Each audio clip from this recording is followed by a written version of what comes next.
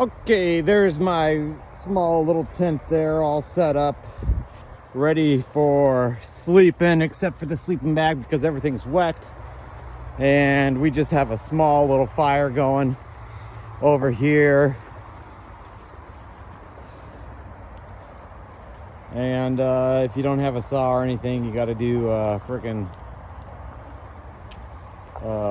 man, who knows what you'd call that, like a redneck tree break, where you just burn it in half and life is good. But